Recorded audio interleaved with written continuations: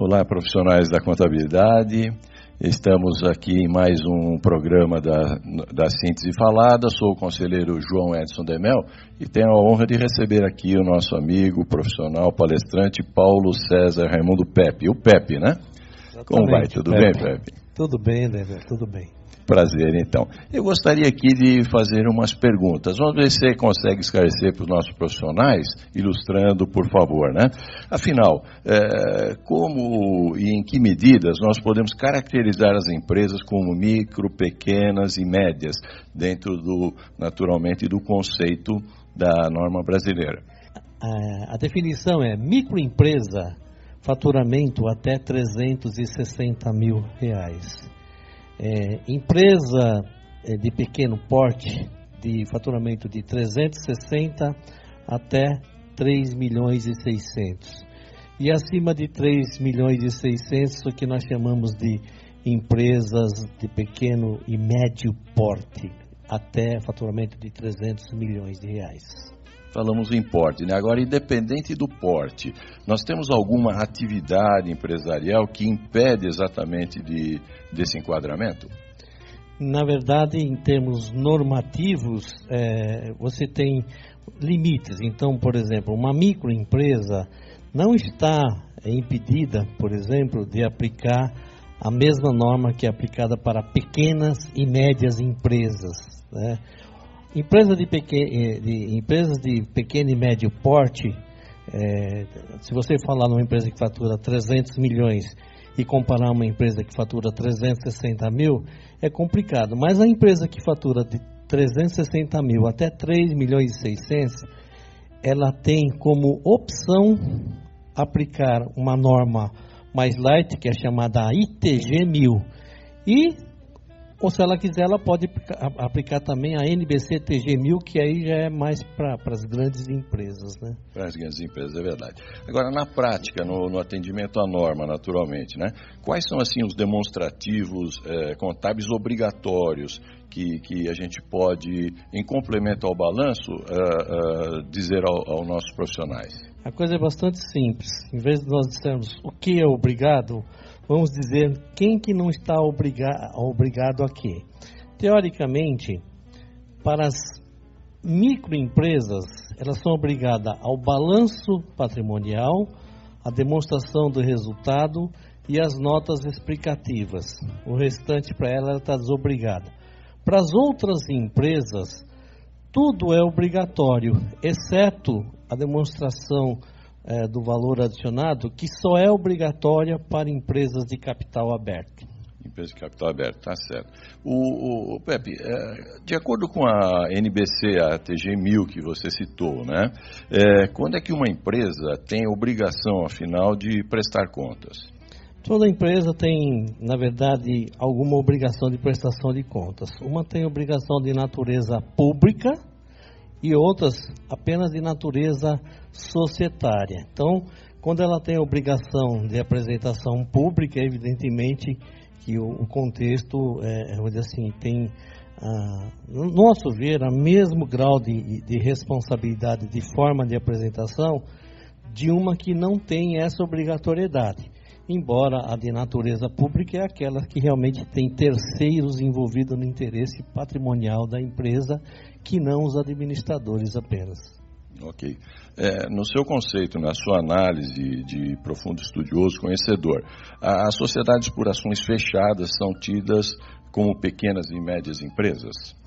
Depende, nós podemos ter uma empresa até de capital aberto, que tem um patrimônio ou que tenha um ativo menor que 240 milhões, ou que tenha receita menor que 300 milhões, e ela é de capital aberto. Tudo isso é muito relativo. Então, o fato dela ser SA não quer dizer que ela vai ser classificada como capital aberto, ou pequeno, ou grande porte. Isso é relativo.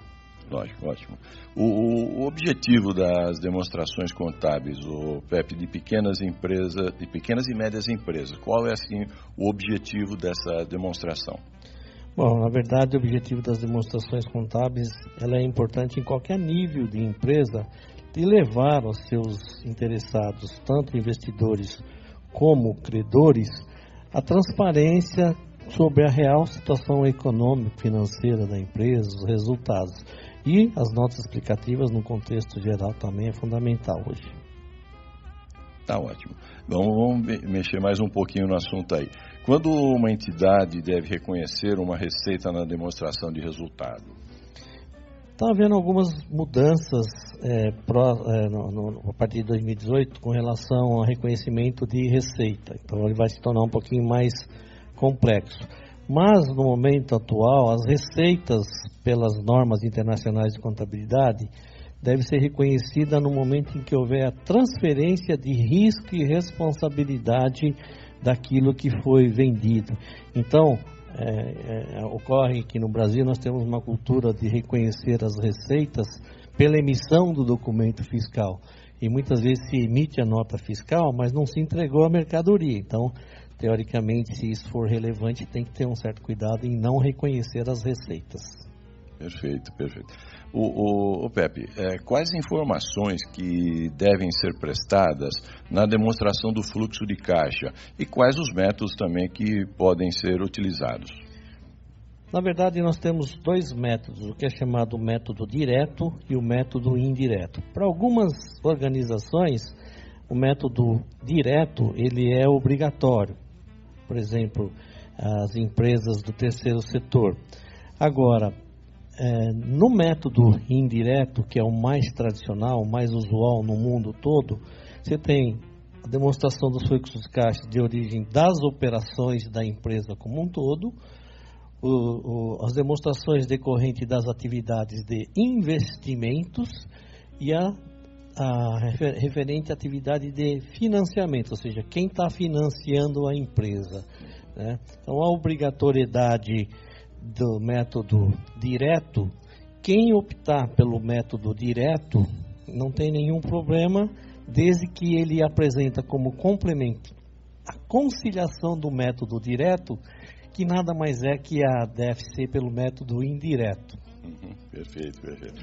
Bom, é uma coisa que tem gente até que nem observa muito, mas eu acho que tem que ser na boa técnica as notas explicativas, né? Então, qual seria a sua sugestão, a sua indicação, em que ordem assim devem ser apresentadas as notas explicativas? Bom, a gente tem aqui no CRC até um tema interessante sobre as notas explicativas. Você fez uma colocação muito interessante de que as notas explicativas às vezes não são adequadamente apresentadas. Se você vê no quadro que classifica quais são as peças que compõem cada tipo de empresa, você vai ver que o item notas explicativas é o único item que está obrigatório para todas as entidades, seja ela uma microempresa até uma empresa de grande porte. Então, a ordem primeiro seria a apresentação do objeto social da empresa, né? As políticas da contabilidade que a empresa adota e sim, depois as notas explicativas como um todo, correspondente aí à estrutura patrimonial e de resultado do balanço da empresa. Então, a gente observa que ainda no Brasil existe uma certa pobreza técnica para algumas demonstrações contábeis no contexto das notas explicativas. E elas são fundamentais para auxiliar quem está lendo, quem está interpretando as demonstrações contábeis. Muito bem, Pepe. Agora, vamos falar dos estoques. Como é que eles devem ser mensurados? Como mensurar o estoque? Na verdade, o item de estoques é um dos poucos das normas internacionais que, se você pegar, por exemplo, Regulamento do Imposto de Renda no Brasil de 1960, você vai ver que ele já tem mais ou menos a mesma estrutura. Então, os estoques devem ser demonstrados pelo valor de custo, né, ou produção, e ajustado ao valor de possível realização. Então, se a empresa tem, por exemplo, o que nós chamamos de valor líquido de realização, se a empresa às vezes tem um produto cujo custo aparenta ser maior que o valor de venda, ou é maior que o valor de venda, tem que ter o ajuste ao valor possível de realização. Então, teoricamente, os estoques têm que ser mensurados pelo valor líquido de realização, não menor que o valor de mercado, né? Muito bem, Pepe. Eu vou agradecer as dicas, a orientação que você deu aí forneceu para os nossos profissionais da contabilidade. Vou te agradecendo e em nome do CRC também, tá bem? Muito obrigado. Ok, né, meu? Obrigado.